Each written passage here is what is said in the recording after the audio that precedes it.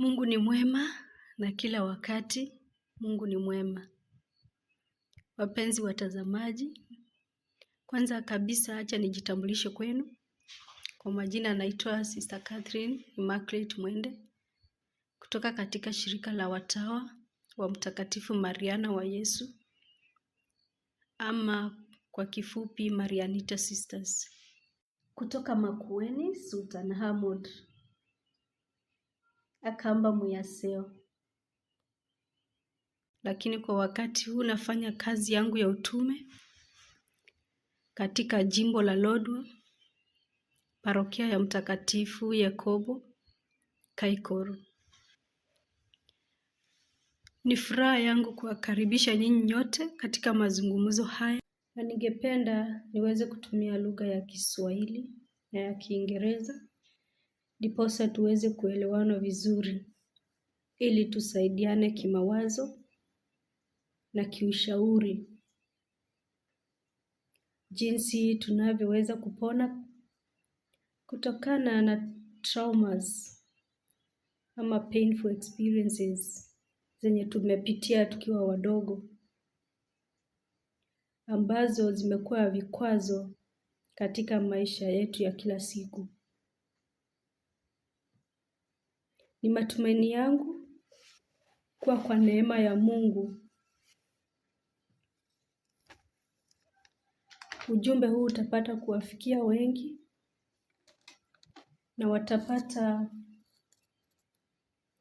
matumaini na uponyaji katika maisha yao.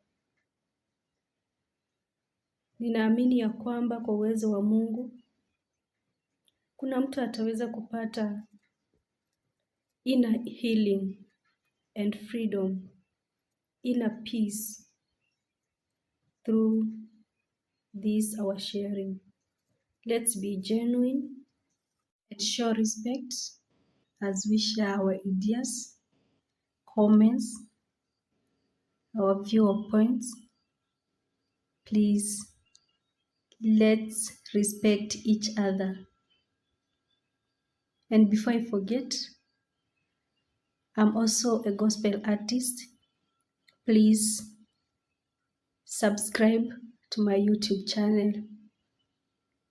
Listen to my music and share it with others. And may God continue blessing you.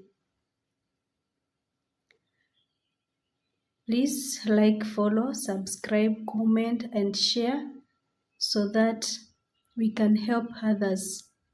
There are many people who have gone through hurtful moments in life. It's not because those who have not gone through pains are better than them. Some things happen in life so that we can learn from them, especially the experiences we go through. It's not because we are not worthy before God, but for something good to come along our way, we must suffer for it. So, I invite you for the next video ili tuzidi kusemezana zaidi kuhusu safari hii ya kujikubali or accepting ourselves and learning how to cope with experiences, and especially experiences that have hooded us, that led to traumas and low self-esteem in our lives. Our weaknesses should not limit us, but should give us the energy, the fuel to strive towards our achievements.